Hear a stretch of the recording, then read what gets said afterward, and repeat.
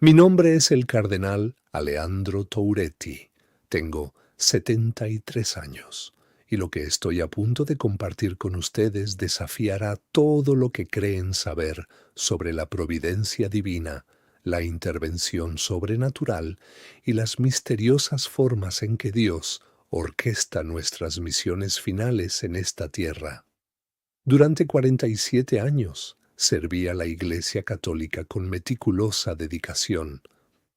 15 de esos años como prefecto de la Congregación para el Clero en el Vaticano, una de las posiciones más influyentes en la administración eclesiástica global.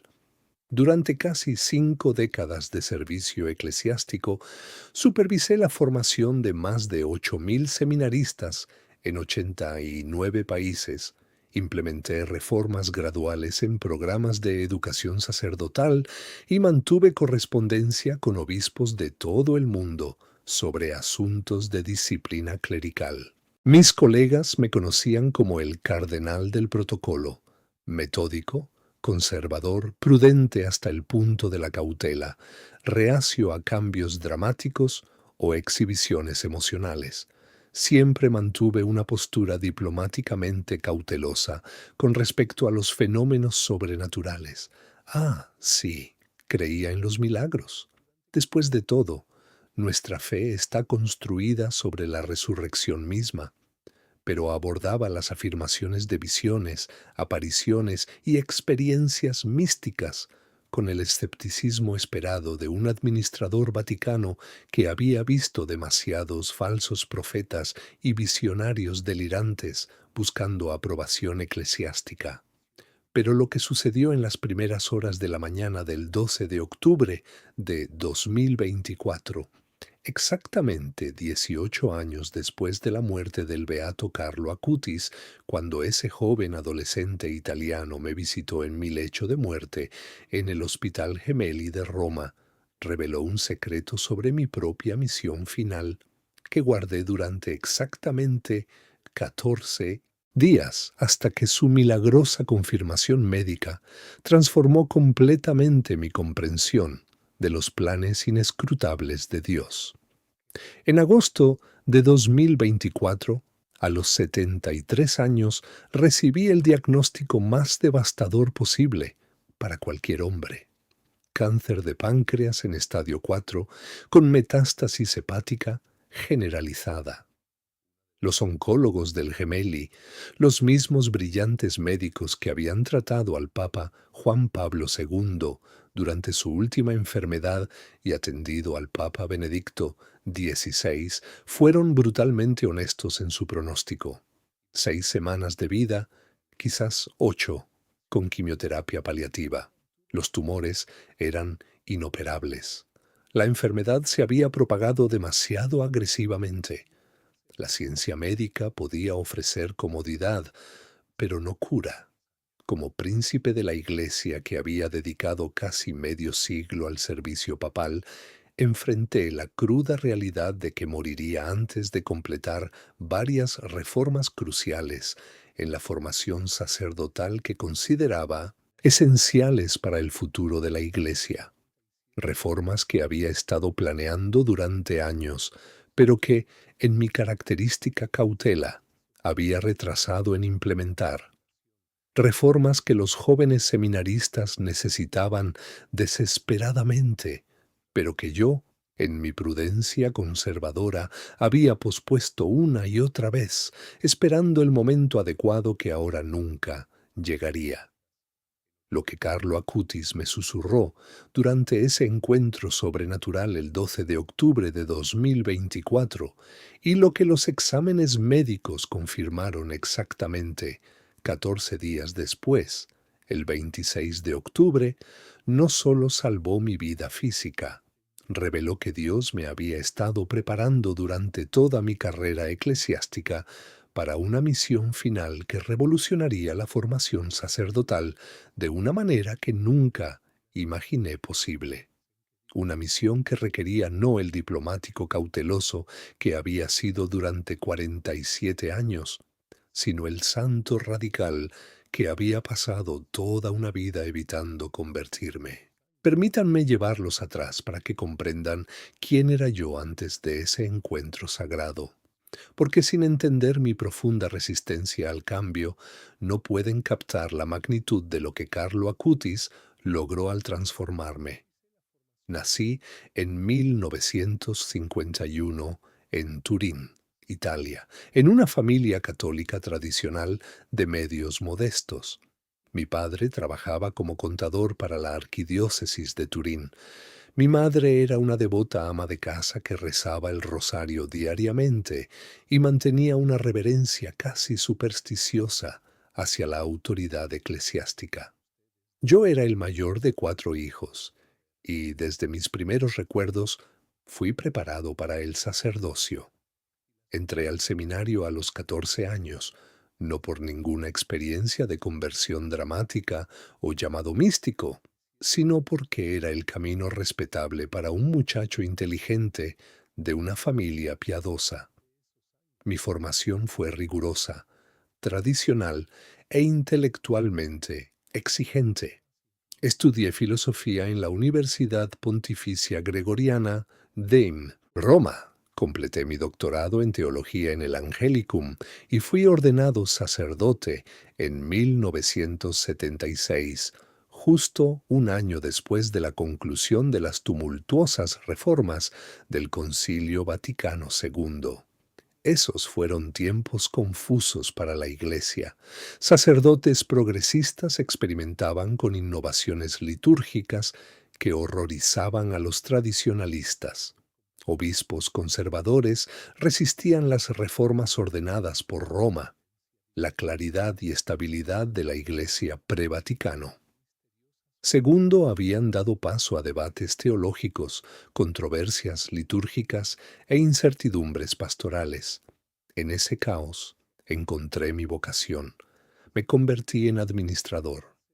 Mientras otros sacerdotes discutían sobre misas con guitarras o liturgia en latín, yo me concentré en el trabajo poco glamoroso de gestionar programas diocesanos, supervisar planes de estudio de seminarios e implementar directivas vaticanas con precisión metódica. Descubrí que tenía un don para la burocracia eclesiástica, la capacidad de navegar estructuras institucionales complejas, mediar entre posiciones en conflicto e implementar reformas graduales que no alienaran ni a progresistas ni a conservadores.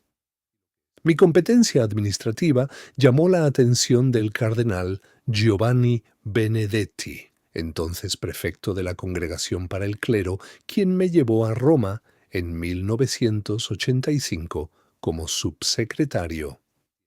Durante los siguientes 24 años escalé la escalera eclesiástica sistemáticamente. Subsecretario, secretario, arzobispo y finalmente, en 2009, cardenal y prefecto de la congregación, una de las posiciones administrativas más poderosas en la Iglesia Católica. Como prefecto, supervisé la formación sacerdotal globalmente. Mi escritorio recibía informes de 5.470 seminarios en 6 continentes.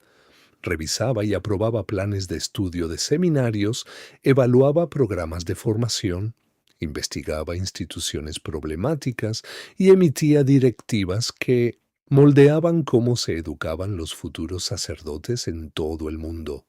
Mi enfoque siempre fue el mismo: prudente, gradual, basado en precedentes y tradición. Creía que la Iglesia, con 2000 años de antigüedad, debía cambiar lentamente, cuidadosamente, evitando los extremos tanto de la rigidez reaccionaria como del radicalismo progresista. Cuando funcionarios vaticanos más jóvenes proponían reformas dramáticas, acortar la duración del seminario, enfatizar la experiencia pastoral sobre la teología académica, incorporar tecnología moderna en la formación, yo típicamente respondía con cautela: estudiemos esto más a fondo, esperemos más datos, no actuemos apresuradamente. Casé parejas en la Basílica de San Pedro, ordené a cientos de sacerdotes, Asistí a misas papales con asientos distinguidos y cené con obispos y cardenales en apartamentos vaticanos. Mi vida era cómoda, prestigiosa y me decía a mí mismo, dedicada al servicio de Dios, pero había grietas en mi cuidadosamente construida persona eclesiástica. En 2012, mi hermano menor Roberto, un exitoso abogado en Milán, que había abandonado hacía tiempo la práctica religiosa, murió repentinamente de un ataque al corazón a los 58 años. En su funeral, sus hijos adultos, mis sobrinos y sobrinas, estaban presentes físicamente, pero completamente alienados de la iglesia espiritualmente. Permanecieron de pie durante la misa funeral con la cortés indiferencia de turistas visitando un museo, participando mecánicamente en respuestas que ya no creían, recibiendo la comunión por obligación social más que por fe. Después del entierro, mi sobrino Marco, de 32 años e ingeniero de software, se me acercó. «Tío Alejandro», dijo con brutal honestidad, «eres un cardenal, pero nunca me preguntaste sobre mi fe. Nunca indagaste por qué dejé de ir a misa después de la confirmación. Me diste un rosario para mi primera comunión y asumiste que era suficiente. La iglesia que representas está llena de rituales y reglas. Pero ¿dónde está la alegría? ¿Dónde está la relación personal con Jesús que se supone debe transformar vidas?» Sus palabras me persiguieron durante años. Luego llegaron los escándalos de abuso sexual clerical que explotaron globalmente entre 2015 y 2020. Como prefecto de la Congregación para el Clero, recibí informes de mala conducta sacerdotal que destrozaron mi ingenua confianza en nuestros sistemas de formación. ¿Cómo habían producido nuestros seminarios, con sus años de educación filosófica y teológica, sus programas de dirección espiritual, sus evaluaciones psicológicas, hombres capaces de tal maldad? Comencé a sospechar que todo nuestro enfoque de formación sacerdotal era fundamentalmente defectuoso. Estábamos produciendo clérigos intelectualmente competentes que podían explicar la teología trinitaria y debatir casuística moral, pero que carecían de santidad personal, vidas genuinas de oración y el tipo de santidad alegre que atrae en lugar de repeler a la juventud moderna. Durante mis últimos años como prefecto, antes de que problemas de salud obligaran mi renuncia en 2020, redacté secretamente una propuesta de reforma integral hacia una formación de santos, no solo eruditos. El documento proponía cambios revolucionarios: reducir los requisitos académicos para crear más tiempo para la adoración eucarística, incorporar la cultura de los jóvenes en la vida del seminario, enfatizar el testimonio personal sobre la abstracción teológica, entrenar a los seminaristas para usar tecnología moderna para la evangelización. Pero nunca lo presenté. Mi naturaleza cautelosa, mi miedo a la controversia, mi hábito de toda una vida de prudencia diplomática, todo conspiró para mantener ese documento guardado en el cajón de mi escritorio. Después de la pandemia, me decía a mí mismo, cuando las cosas se estabilicen, cuando el momento sea mejor. Para agosto de 2024, cuando recibí mi diagnóstico de cáncer, esa propuesta de reforma seguía oculta, no leída por nadie más que yo. El diagnóstico en sí llegó casi accidentalmente. Había estado experimentando dolor de espalda persistente y pérdida de peso inexplicable durante varios meses que atribuí a la edad y el estrés. Mi médico personal, el doctor Romano Petrucci, un católico devoto que había atendido a varios funcionarios vaticanos durante su carrera de 40 años, insistió en que me sometiera a pruebas exhaustivas. El 15 de agosto de 2024, la fiesta de la Asunción. El doctor Petrucci me llamó a su oficina en el Hospital Gemelli. Su rostro estaba grave mientras mostraba las imágenes de la tomografía computarizada en la pantalla de su ordenador. Su eminencia, dijo en voz baja, necesito ser completamente honesto con usted. Estas imágenes muestran cáncer de páncreas con metástasis extensas en el hígado. Estadio 4. El tumor primario mide 7 centímetros.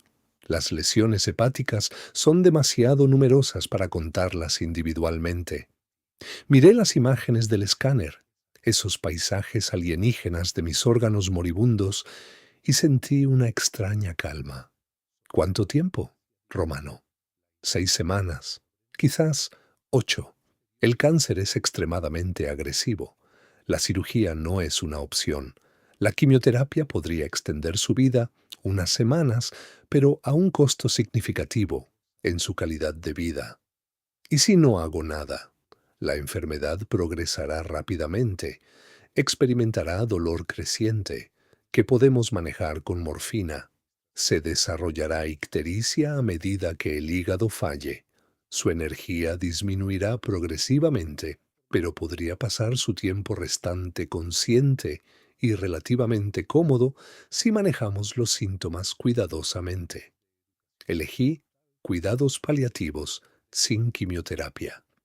A los 73 años, habiendo servido a la Iglesia durante casi medio siglo, me sentía listo para encontrarme con mi Creador.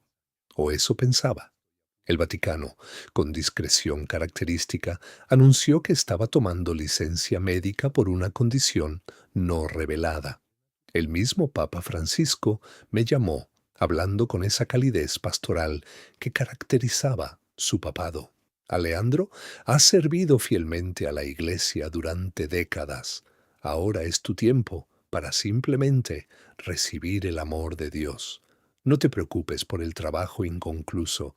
Dios levantará a otros. Esas palabras, destinadas a consolar, en realidad profundizaron mi angustia. Otros implementarían reformas a su manera. Mi visión para la formación sacerdotal, desarrollada durante 47 años de experiencia, moriría conmigo, sin ser compartida, sin ser realizada. Septiembre pasó en una confusión de declive progresivo. El cáncer avanzó exactamente como el doctor Petrucci predijo. El dolor se intensificó, requiriendo dosis crecientes de morfina. Mi peso bajó de 82 kilogramos a 71, luego a 63. El robusto cardenal que había caminado enérgicamente por los corredores vaticanos se convirtió en un anciano frágil arrastrándose entre la cama y la silla en una habitación privada del Hospital Gemelli. Mi hermana Beatrice y su esposo se mudaron a un hotel cercano para estar cerca. Mis antiguos colegas me visitaban regularmente, cardenales, obispos, monseñores, expresando condolencias y gratitud por mi servicio. Estas visitas, aunque afectuosas, tenían la cualidad formal de cortesía eclesiástica más que de intimidad genuina. Me di cuenta de que después de 47 años de servicio vaticano tenía muchas relaciones profesionales, pero pocas amistades verdaderas. El único visitante que me habló con completa honestidad fue mi sobrino Marco, el ingeniero de software que me había desafiado después del funeral de su padre años antes. Venía 2 veces por semana, no para rezar platitudes, sino para hablar de cosas reales, sus luchas con la fe, su admiración por los jóvenes católicos que lograban integrar la tradición antigua con la cultura contemporánea, su frustración con una iglesia que parecía más preocupada por la preservación institucional que por la alegría misionera. Tío, dijo durante una visita a finales de septiembre, ¿has oído hablar de Carlo Acutis? Ese adolescente italiano que murió en 2006 y fue beatificado en 2020? Sí, por supuesto. el joven que catalogó milagros eucarísticos usando programación informática. Una hermosa historia. Es más que hermosa, tío. Es revolucionaria. Carlo mostró que puede ser profundamente ortodoxo y alegremente moderno simultáneamente. Amaba la Eucaristía y los videojuegos. Programaba sitios web y rezaba el rosario diariamente. Usaba vaqueros y zapatillas deportivas para la misa y tenía profunda devoción. Se está convirtiendo en el patrón de los jóvenes católicos que rechazan la falsa elección entre tradición y relevancia. Sonreí débilmente. Suenas como si lo hubieras estudiado extensivamente. Lo he hecho, porque Carlo representa lo que la Iglesia necesita convertirse. No abandonar la verdad o la tradición, sino presentarla con tanta alegría y autenticidad que incluso millennials escépticos como yo no pueden descartarla. Si la Iglesia formara más sacerdotes como Carlo y menos, bueno, como los burócratas que he conocido, sin ofender, tío, tal vez tipos como yo no se habrían ido. Sus palabras resonaron en mi mente nublada por la morfina durante días después. A principios de octubre, el doctor Petrucci informó a mi familia que mi condición se estaba deteriorando más rápidamente de lo esperado. Días, no semanas, dijo en voz baja. Aumentaron mi dosis de morfina y me dejé llevar entre la vigilia y la semiconciencia, experimentando sueños vívidos y extrañas distorsiones temporales donde el pasado y el presente se mezclaban. El 10 de octubre, mi secretario trajo correspondencia acumulada que se había recogido durante mi enfermedad. La mayoría eran cartas formales de aliento de obispos y clérigos de todo el mundo, pero una carta captó inmediatamente mi atención. Era de Antonia Salzano, la madre del beato Carlo Acutis. Había conocido a la señora Salzano una vez brevemente en 2021 durante una conferencia vaticana sobre evangelización juvenil. Había sido amable y humilde, hablando conmovedoramente sobre la breve pero radiante vida de su hijo. Ahora estaba escribiendo para informarme que el 12 de octubre, el 18º aniversario de la muerte de Carlo, sería marcado por una misa especial en Asís. Su carta concluía con palabras que penetraron a través de mi niebla moribunda. Su eminencia. Carlo siempre tuvo especial afecto por las autoridades eclesiásticas que dedicaron sus vidas a la formación sacerdotal. Él entendía que el futuro de la Iglesia depende de formar no solo sacerdotes educados, sino santos. Estaremos rezando especialmente por su recuperación durante la misa del aniversario. La intercesión de Carlo ha logrado muchas cosas imposibles. Leí esa carta 5 veces, lágrimas corriendo por mi rostro. Aquí estaba esta mujer santa, cuyo hijo adolescente había muerto dolorosamente de leucemia a los 15 años, ofreciendo oraciones por un viejo burócrata que había pasado décadas gestionando instituciones en lugar de formar santos. Esa noche, 11 de octubre, mi condición se desplomó dramáticamente. Alrededor de las 21 horas desarrollé dificultad respiratoria severa. Mi saturación de oxígeno cayó peligrosamente bajo. El doctor Petrucci aumentó sustancialmente la morfina y le dijo gentilmente a mi hermana Beatrice que probablemente no sobreviviría la noche. Llamen a un sacerdote, susurré. Quiero la unción final. Un joven capellán del hospital llegó alrededor de las 23 horas, un nervioso sacerdote siciliano de unos 30 años que tropezó ligeramente con los santos óleos mientras administraba el sacramento de los enfermos. Mientras rezaba las oraciones de los moribundos sobre mí, sentí una extraña paz, pensando, así es como termina. No dramáticamente, sino en silencio, desvaneciéndose en una habitación de hospital con un joven sacerdote nervioso y sueños de morfina. Después de que el capellán se fue, mi familia partió para descansar un poco, dejándome solo con la enfermera nocturna que monitoreaba mis signos vitales desde una silla en la esquina. La morfina me arrastró más profundamente hacia la semiconsciencia y perdí todo sentido del tiempo y el lugar. Y entonces, exactamente a las 2:30 de la madrugada del 12 de octubre de 2024, precisamente 18 años desde el día en que Carlo Acutis murió en el Hospital San Gerardo en Monza, todo cambió. Incluso a través de la niebla de morfina, sentí el cambio inmediatamente.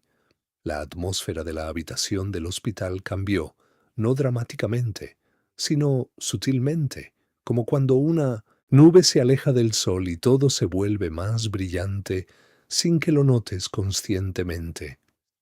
El zumbido mecánico constante del equipo médico pareció desvanecerse, y una presencia entró en la habitación que se sentía simultáneamente juvenil y antigua, alegre y reverente.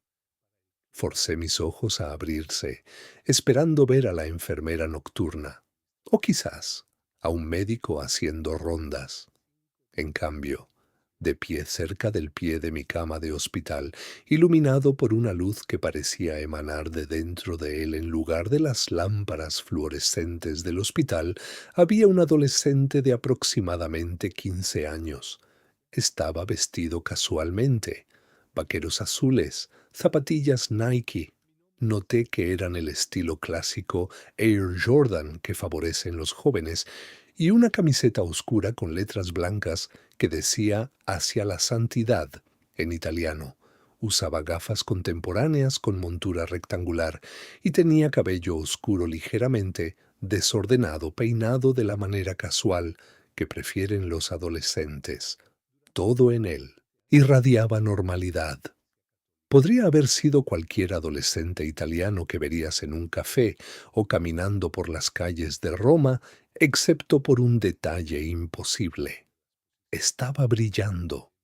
No dramáticamente, no como algún efecto especial de Hollywood, sino con una luminiscencia suave que me recordó cómo la luz del sol de la mañana temprana se filtra a través de las hojas de otoño. Su sonrisa era la característica más notable, no la sonrisa cortés de retratos formales, sino una expresión genuina de alegría que parecía transformar todo su rostro. Era el tipo de sonrisa que te hace querer sonreír instintivamente de vuelta, la felicidad contagiosa de alguien que ha descubierto el mayor secreto del universo y apenas puede contener su emoción por compartirlo.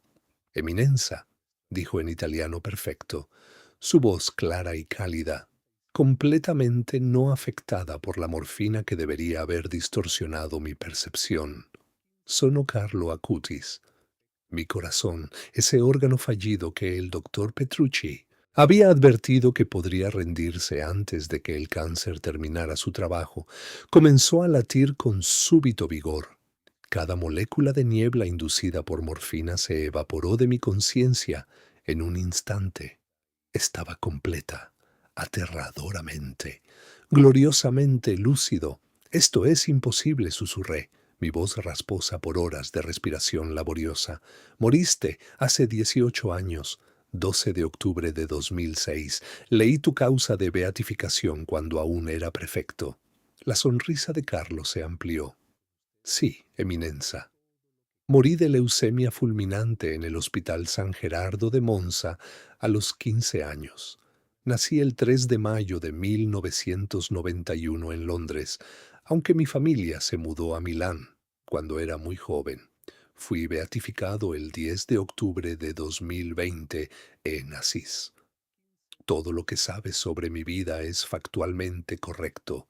Se acercó más a mi cama con la gracia fácil de un adolescente saludable, sin mostrar ninguna de la reverencia o formalidad que exigía el protocolo eclesiástico.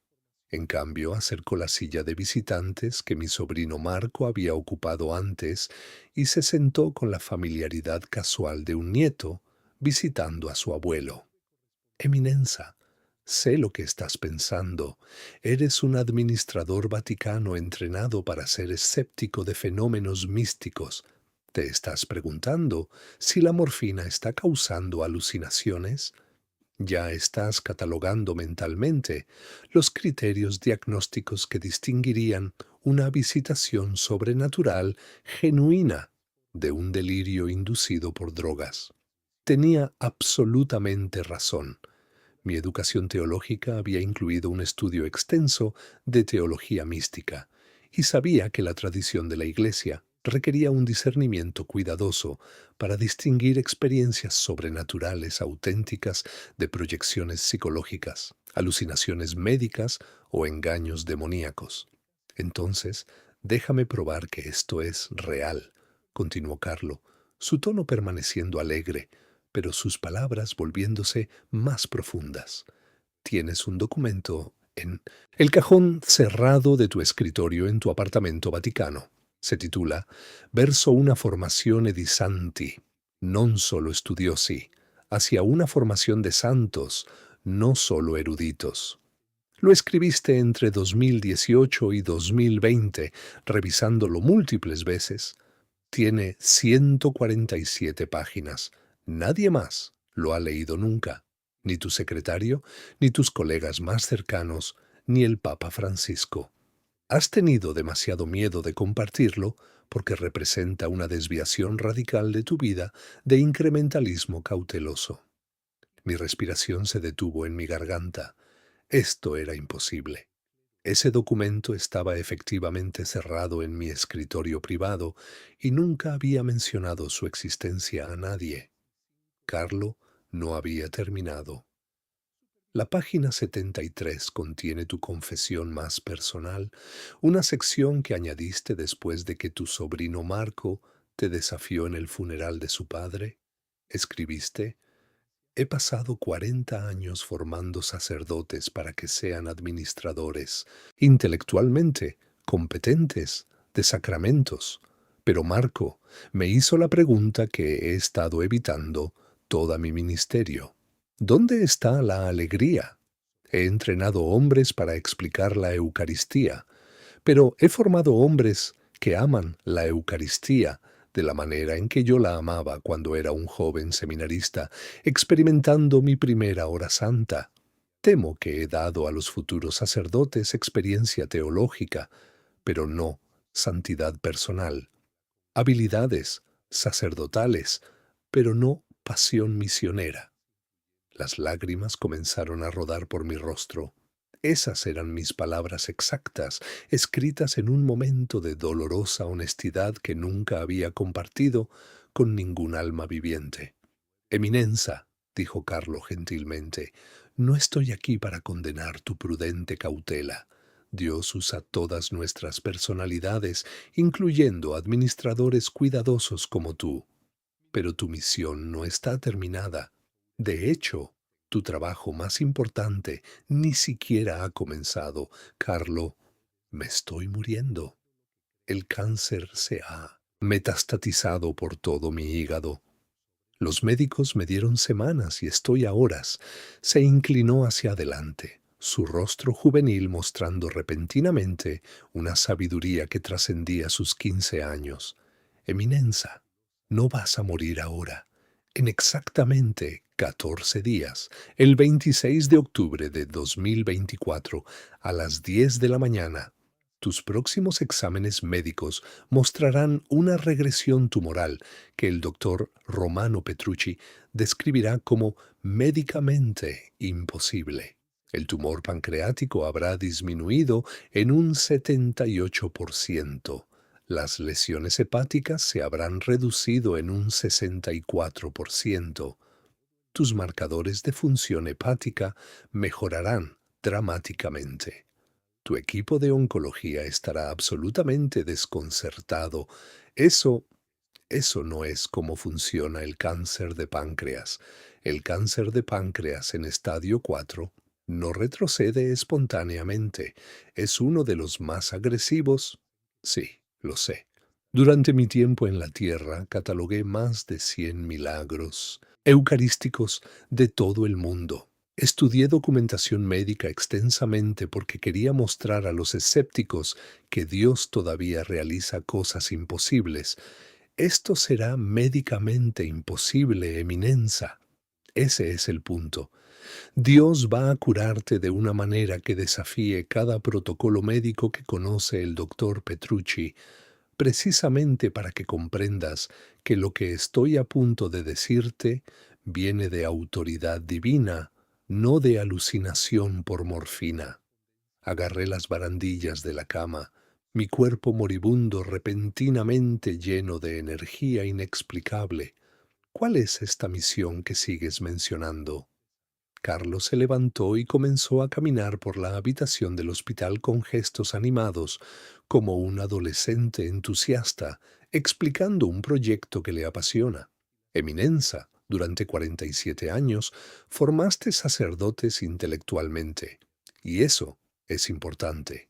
La Iglesia necesita educación teológica, pero la Iglesia hoy, especialmente los jóvenes, necesita desesperadamente algo más. Sacerdotes que sean santos, no solo hombres que puedan celebrar sacramentos válidos y explicar doctrina correcta, sino hombres que irradien santidad personal, que atraigan a la gente a Jesús a través de la alegría en lugar de la obligación, que combinen profunda ortodoxia con genuina accesibilidad. Eso es exactamente lo que escribí en mi documento cerrado. Sí, porque Dios te ha estado preparando para esta misión toda tu carrera. Cada seminario que has evaluado, cada currículo que has revisado, cada programa de formación problemático que has investigado, todo fue entrenamiento para lo que viene después. Carlo volvió a sentarse, su expresión volviéndose más seria. Escucha cuidadosamente porque voy a decirte exactamente lo que sucederá. Dios te va a dar 7 años más de vida, tiempo suficiente para revolucionar la formación sacerdotal en 3 seminarios principales.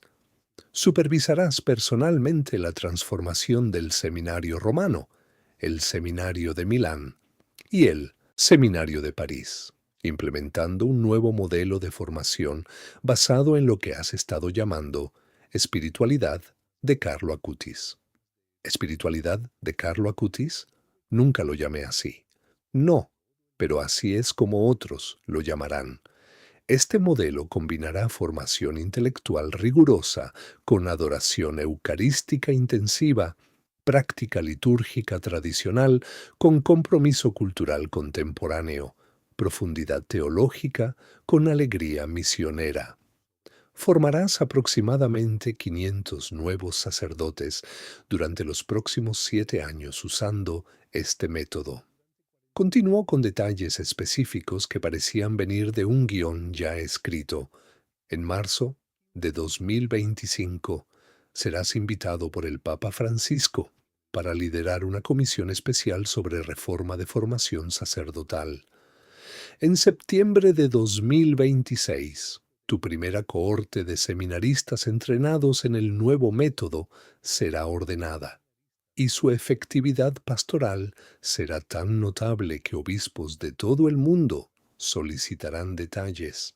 Para 2028, más de 40 seminarios en 5 continentes habrán adoptado versiones modificadas de tu modelo de formación.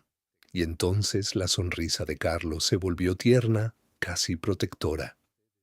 En octubre de 2031, 7 años desde ahora, morirás pacíficamente mientras duermes a los 80 años. Pero antes de eso, escribirás un documento completo de 400 páginas titulado Directrices para formar sacerdotes santos en el siglo XXI, que el próximo Papa, quien quiera que sea, usará para reformar la formación sacerdotal globalmente. Tu enfoque administrativo cuidadoso y metódico, la misma cautela que has estado criticándote por tener, resultará esencial para hacer que estas reformas radicales sean aceptables para la Iglesia universal.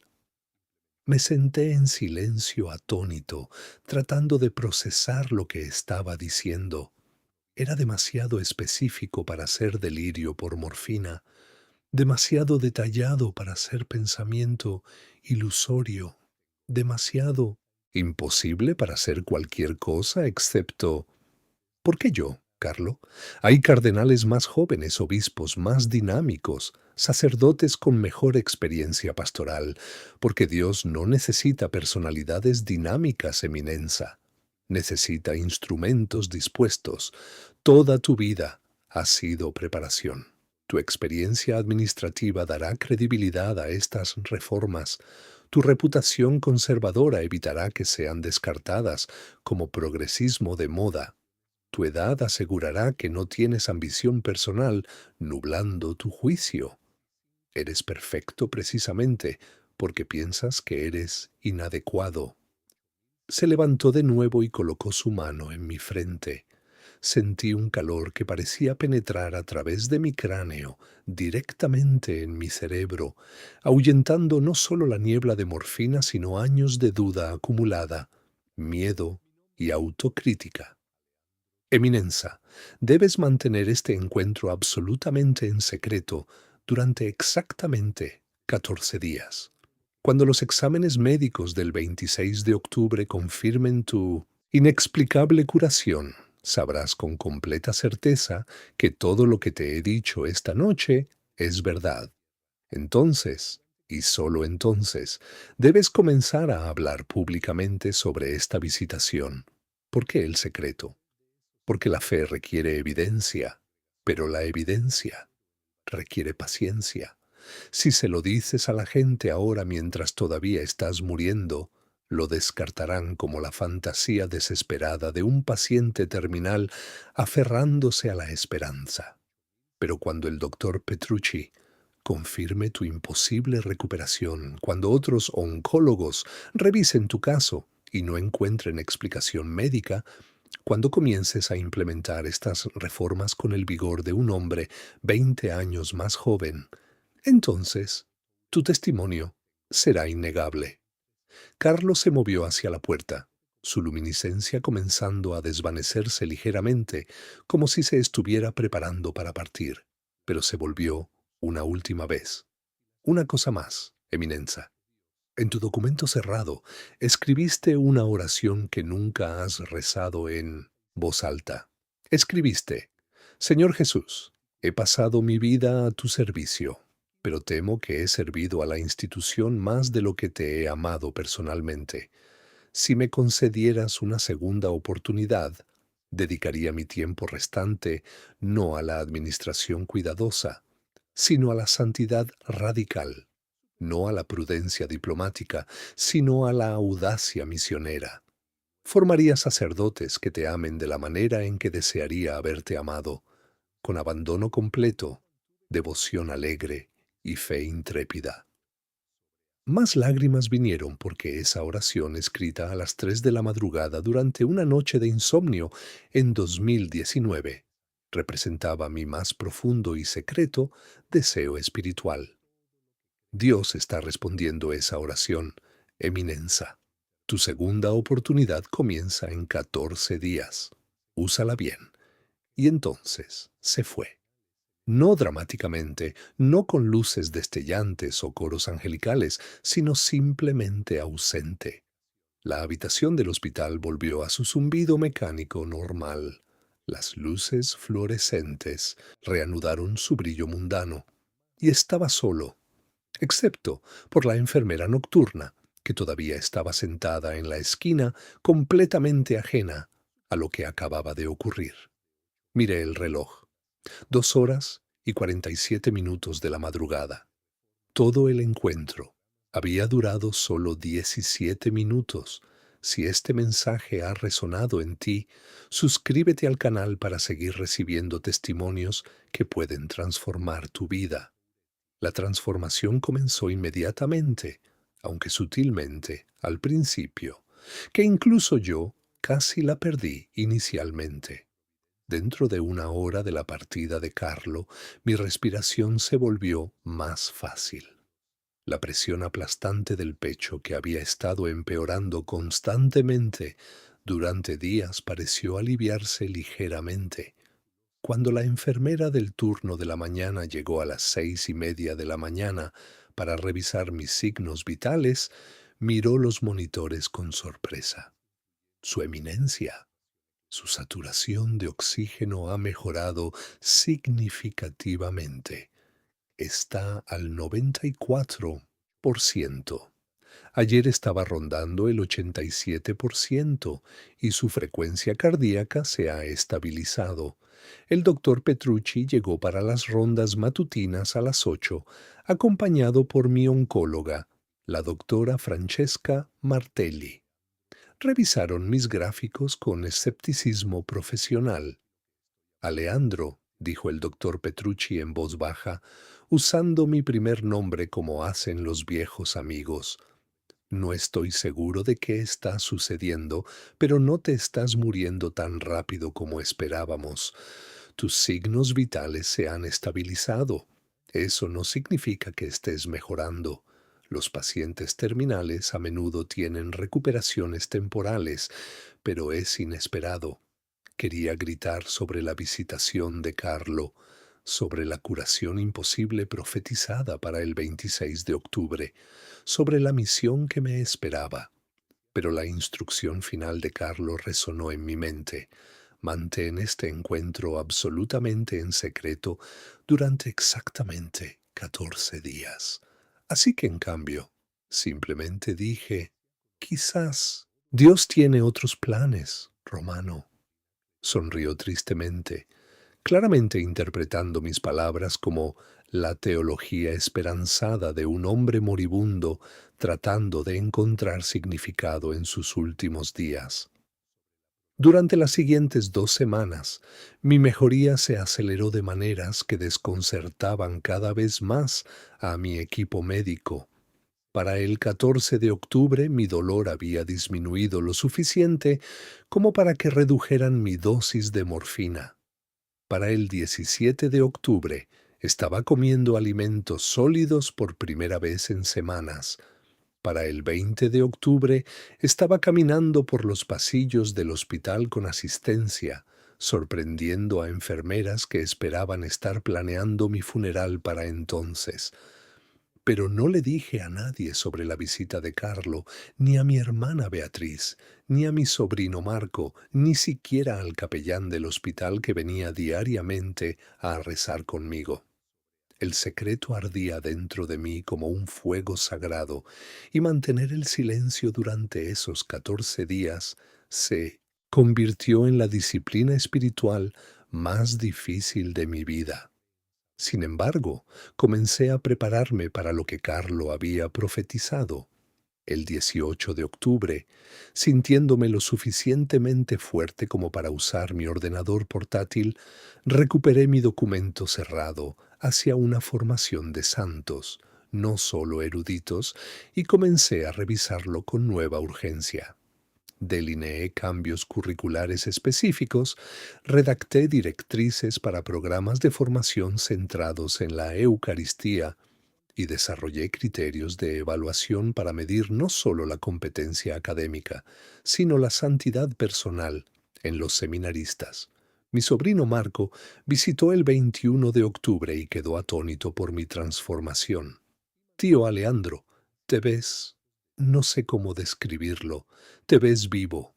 La semana pasada apenas estabas consciente y ahora estás trabajando en tu ordenador portátil. El Señor tiene trabajo para mí, Marco. No he terminado todavía. Me miró con asombro. Esto no tiene sentido médico. No, estuve de acuerdo. Pero tiene sentido teológico. El 26 de octubre de 2024 llegó con lentitud agonizante. Me desperté a las 5 de la mañana, demasiado nervioso para dormir, y pasé 2 horas en oración. A las 7:30 de la mañana los camilleros me transportaron al departamento de radiología para imágenes completas. Tomografías computarizadas de mi abdomen, radiografías de tórax, análisis de sangre para marcadores tumorales y función hepática. El doctor Petrucci y la doctora Martelli habían programado una consulta a las 10 para revisar los resultados. Carlo había sido específico: 26 de octubre a las 10 de la mañana. Tus exámenes médicos mostrarán regresión tumoral que el doctor Romano Petrucci describirá como médicamente imposible. Fui devuelto a mi habitación a las 9:15 de la mañana. Los minutos se arrastraban con lentitud excruciante. A las 9:58 de la mañana, el doctor Petrucci y la doctora Martelli entraron en mi habitación. Ambos llevaban tabletas mostrando imágenes médicas. Ambos llevaban expresiones de desconcierto profesional, que habría sido cómico bajo diferentes circunstancias. El doctor Petrucci habló primero, su voz cuidadosamente controlada. Aleandro, he practicado oncología durante 38 años. He visto mejoras temporales en pacientes terminales, lo que llamamos recuperaciones antes del declive final. He visto casos raros donde la progresión del cáncer se ralentiza inesperadamente, pero lo que estoy viendo en tus últimos escáneres es algo que nunca he presenciado en cáncer de páncreas en estadio 4. Sacó las imágenes de comparación en su tableta. Los escáneres de agosto mostrando mis órganos devastados por tumores junto a los escáneres del 26 de octubre. Incluso, para mis ojos sin entrenamiento médico, la diferencia era dramática. Tu tumor pancreático primario ha disminuido de 7 centímetros a 1,5 centímetros, una reducción del 78%. Las metástasis hepáticas, esos múltiples tumores que vimos por todo tu hígado, se han reducido en un promedio del 64%. Algunas de las lesiones más pequeñas han desaparecido por completo. Tus marcadores de función hepática, que estaban en niveles catastróficos en septiembre, han mejorado dramáticamente. Tu marcador tumoral, CA19-9, la proteína específica que usamos para rastrear el cáncer de páncreas, ha bajado de 247 a 32. La doctora Martelli añadió, su compostura profesional apenas enmascarando su asombro. Su eminencia, en términos oncológicos estándar, lo que estamos viendo sería clasificado como una respuesta metabólica completa, lo que significa que el cáncer todavía está presente, pero se ha vuelto en gran medida inactivo. Pero tales respuestas no ocurren espontáneamente. En cáncer de páncreas avanzado sin tratamiento agresivo, no has recibido quimioterapia, ni radiación, ni medicamentos experimentales. No hay explicación médica para esta regresión. El doctor Petrucci me miró directamente.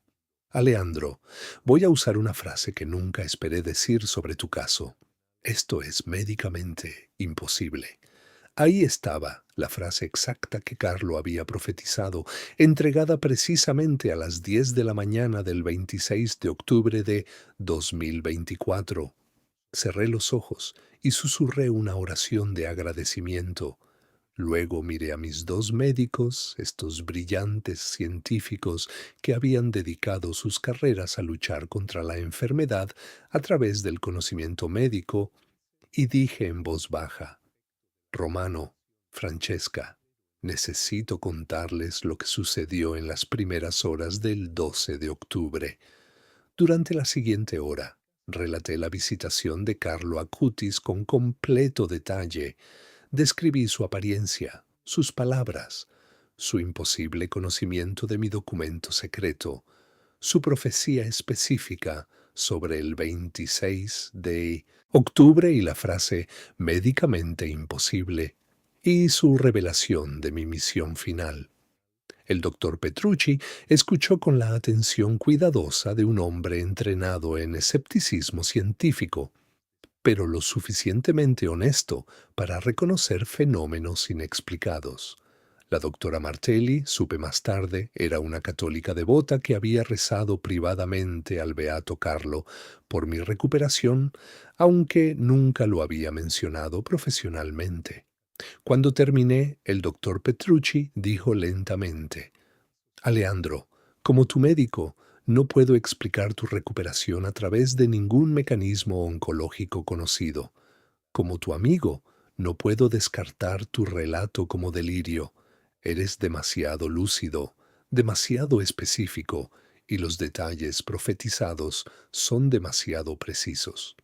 Como científico, me siento profundamente incómodo con explicaciones sobrenaturales, pero como ser humano que ha presenciado algo que contradice todo lo que aprendí en la escuela de medicina, tengo que reconocer la posibilidad de que experimentaste algo más allá de la causación natural. La doctora Martelli fue más directa. Su eminencia, he estado rezando a Carlo Acutis por tu curación desde tu diagnóstico. Esta es su intercesión. No tengo dudas. Entonces, debo honrar la segunda parte de su profecía, dije. Necesito contactar al Papa Francisco inmediatamente. Carlo dijo que sería invitado para liderar una comisión sobre reforma de formación sacerdotal en marzo de 2025. Pero no puedo esperar esa invitación. Necesito comenzar a implementar estas reformas ahora, mientras el milagro médico está fresco e innegable. El 27 de octubre fui dado de alta del Hospital Gemelli con instrucciones para monitoreo ambulatorio. La oficina de comunicaciones del hospital, con mi permiso, publicó una breve declaración. El cardenal Aleandro Touretti, quien fue diagnosticado con cáncer avanzado en agosto, ha experimentado regresión tumoral inesperada después de un periodo de oración y cuidado pastoral. Su equipo médico continúa monitoreando su condición. La respuesta fue inmediata y abrumadora. Medios de noticias católicos de todo el mundo publicaron historias. Cardenal Vaticano experimenta recuperación milagrosa. Funcionario eclesiástico moribundo acredita al beato Carlo Acutis. Cáncer en estadio 4 retrocede después de visitación sobrenatural. Mi sobrino Marco me visitó la noche después de mi alta. Se sentó en el sofá de mi apartamento, sacudiendo la cabeza con asombro. Tío, ¿te das cuenta de lo que esto significa? Te han dado exactamente lo que te criticabas por carecer, una segunda oportunidad de hacer las cosas de manera diferente. Carlo básicamente te dijo: deja de ser el cardenal del protocolo y conviértete en un santo.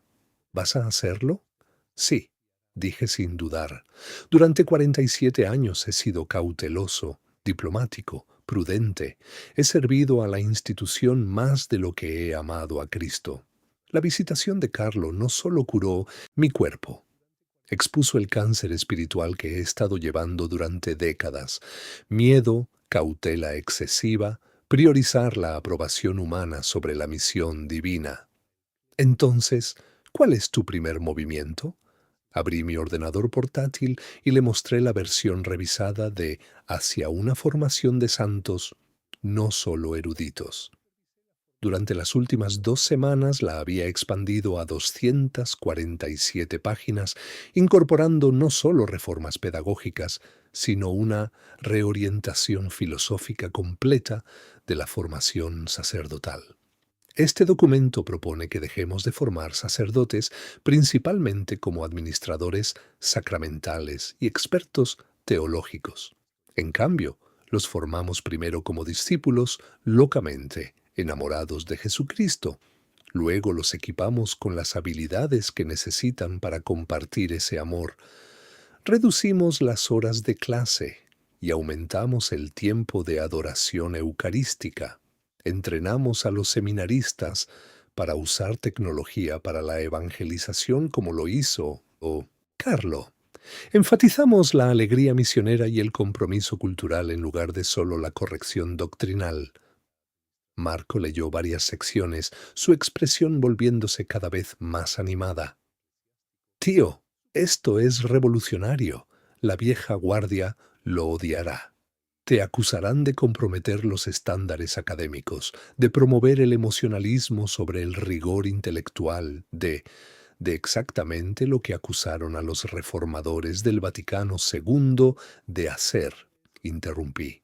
Lo sé, pero tengo 73 años. Técnicamente he muerto y resucitado, y no tengo nada que perder. Si la vieja guardia se opone a estas reformas, entonces presentaré mi caso directamente al Papa Francisco, quien ha estado pidiendo audacia misionera desde el primer día de su papado. El 4 de noviembre solicité una audiencia privada con el Papa Francisco. Dada mi reciente recuperación y mis décadas de servicio vaticano, la solicitud fue concedida rápidamente. El 8 de noviembre me reuní con el Santo Padre en su residencia en Casa Santa Marta. El Papa Francisco me saludó con calidez característica, abrazándome y diciendo en su italiano con acento argentino: Aleandro, cuando Romano Petrucci me contó sobre tu recuperación, fui inmediatamente a la capilla a dar gracias. Cuéntamelo todo. Relaté la visitación de Carlo y sus instrucciones proféticas. Francisco escuchó sin interrupción, su expresión moviéndose del interés a la profunda contemplación, a la emoción obvia. Cuando describí el énfasis de Carlo en formar santos, no solo eruditos, lágrimas aparecieron en sus ojos. Aleandro, esto es exactamente por lo que he estado rezando desde mi elección. Necesitamos sacerdotes que huelan a oveja, que atraigan a los jóvenes no a través de la obligación, sino a través de la santidad contagiosa, que combinen ortodoxia doctrinal con misericordia pastoral. Este muchacho, este beato muchacho que murió a los 15 años, entendió lo que muchos obispos del doble de su edad todavía no captan. Le entregué mi documento de 247 páginas. Santo Padre Carlo dijo que me invitarías a liderar una comisión sobre reforma de formación sacerdotal en marzo, pero no puedo esperar hasta marzo. El milagro médico está fresco ahora. La atención está enfocada ahora. El momento es providencial ahora. Francisco hojeó el documento, deteniéndose ocasionalmente para leer secciones enteras. Después de 20 minutos, levantó la vista y dijo simplemente: ¿Cuándo puedes empezar? Inmediatamente, Santo Padre. Entonces, considérate nombrado como delegado pontificio especial para la reforma de la formación sacerdotal, efectivo hoy. Tienes mi autoridad completa para implementar estos cambios en cualquier seminario que voluntariamente acepte este modelo. Comienza con Roma, Milán y París, como sugirió tu joven amigo. Si funciona, y creo que funcionará, se expandirá globalmente. Colocó su mano en mi hombro. Aleandro, Dios te dio 7 años más. No los desperdicies siendo diplomáticamente cauteloso. Sé audazmente santo. Durante los meses siguientes trabajé con una intensidad que me sorprendió incluso a mí. En diciembre de 2024 me reuní con directores del Seminario Romano Pontificio, el Seminario Arquidiocesano de Milán y el Seminario de Sulpicio en París. Presenté la visión de Carlo, respaldada por mi milagro médico, y les pedí que confiaran en mí por un período experimental de 5 años. Los tres aceptaron, aunque con diversos grados de entusiasmo. El rector romano, un jesuita de 62 años llamado Padre Tomás Obián, fue inmediatamente solidario. Su eminencia, he estado esperando 15 años a que alguien con autoridad vaticana proponga algo así. Nuestro modelo de formación actual produce empleados competentes, no evangelizadores apasionados. El rector de Milán fue más cauteloso. Estos cambios son significativos, su eminencia. ¿Cómo mantenemos el rigor académico mientras añadimos todo este tiempo adicional de oración? Reconociendo que la oración no se opone al rigor académico, es su fundamento. Un sacerdote que reza 4 horas diarias, pero estudia 3 horas, será más efectivo que uno que reza 30 minutos y estudia 6 horas, porque el estudio del primer sacerdote estará iluminado por la intimidad con el Maestro. El rector de París planteó preocupaciones prácticas sobre plazos de implementación, requisitos de personal y posible resistencia de seminaristas tradicionales. Pasamos 3 días trabajando cada detalle logístico. Para enero de 2025, las reformas fueron anunciadas públicamente. Los medios católicos explotaron con comentarios. Publicaciones progresistas elogiaron la renovación pastoral. Medios conservadores expresaron preocupación por la disminución de estándares académicos y periodistas seculares escribieron artículos desconcertados sobre el cardenal moribundo que volvió a la vida y ahora quiere revolucionar el entrenamiento sacerdotal basándose en instrucciones de un adolescente muerto. La respuesta de los jóvenes seminaristas, sin embargo, fue abrumadoramente positiva. Las solicitudes a los 3 seminarios aumentaron en un 40% en 2 meses. Hombres jóvenes que habían estado discerniendo el sacerdocio, pero se sentían alienados por la formación académica estéril de repente, vieron un modelo que integraba santidad, alegría y cultura contemporánea. En marzo de 2025, tal como Carlo había profetizado, el Papa Francisco estableció formalmente la Comisión Pontificia para la Reforma de la Formación Sacerdotal y me nombró presidente. La comisión incluía obispos, rectores de seminarios y expertos laicos de 5 continentes. Durante nuestra primera reunión compartí la historia completa de la visitación de Carlo y reproduje la grabación que el doctor Petrucci había hecho documentando mi recuperación médicamente imposible. Un obispo africano dijo sin rodeos: Su Eminencia, si hubieras presentado estas reformas radicales sin este milagro como autenticación, me habría opuesto vigorosamente. Pero no puedo discutir con un hombre que ha sido levantado de su lecho de muerte por un beato que le dio instrucciones específicas. Comenzamos a redactar directrices completas que eventualmente se convertirían en el documento de 400 páginas que Carlo había mencionado. El trabajo fue agotador, exigiendo cada onza de mi experiencia administrativa, pero también fue el trabajo más alegre de mi vida. Por primera vez en 47 años sentí que estaba construyendo la iglesia en lugar de simplemente mantenerla.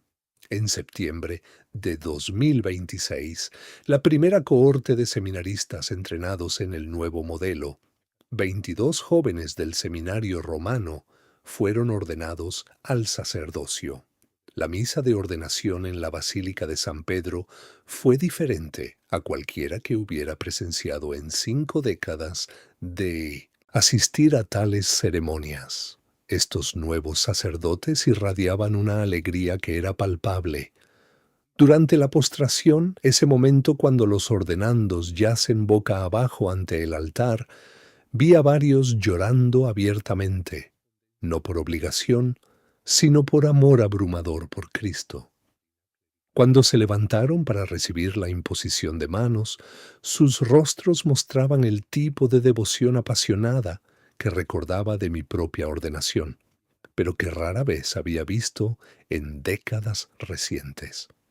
Después de la misa hablé con cada nuevo sacerdote individualmente.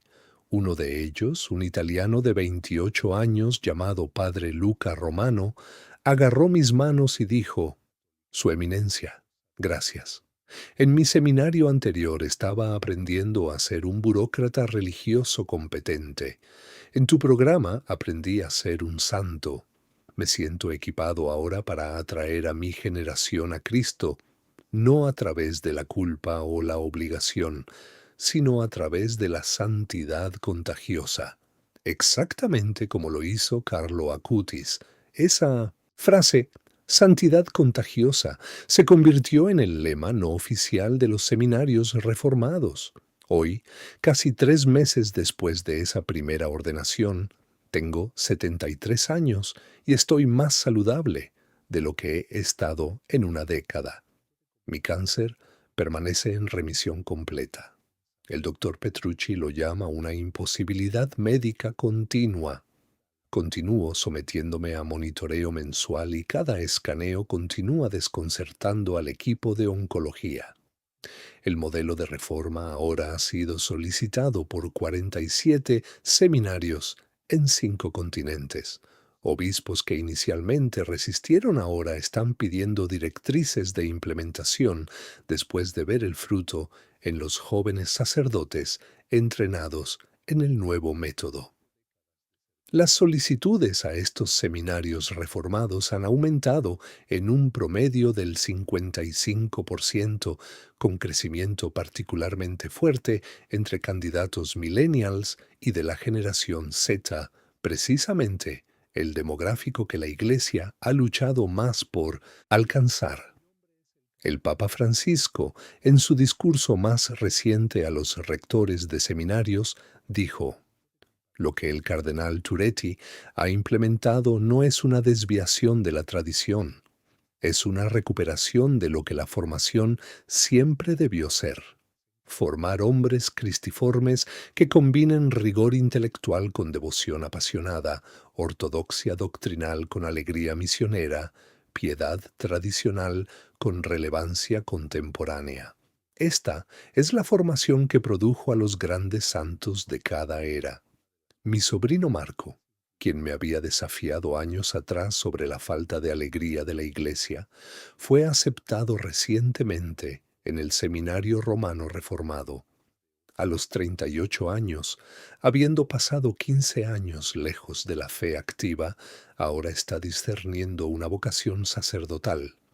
Tío, me dijo, no me interesa ser un burócrata religioso, pero si puedo ser un sacerdote como Carlo Acutis, alegre, ortodoxo, auténticamente contemporáneo, entonces quizás este es mi llamado después de todo. Carlo. Acutis orquestó todo con la precisión del programador que fue durante su vida terrenal. Mi muerte, en octubre de 2024, no fue una tragedia que prevenir, fue una oportunidad para la resurrección, tanto física como espiritual. Mis 47 años de administración cautelosa no fueron tiempo desperdiciado, fueron preparación para esta misión final que requiere experiencia administrativa combinada con santidad audaz. En 3 meses celebraré mi 74º cumpleaños.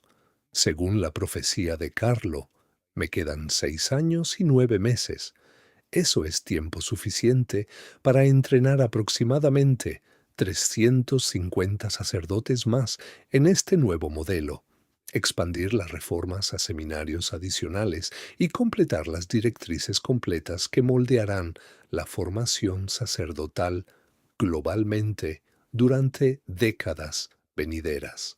Llevo un pequeño relicario de Carlo ahora, una reliquia de primera clase que la señora Antonia Salzano me dio después de que compartí mi historia de visitación con ella.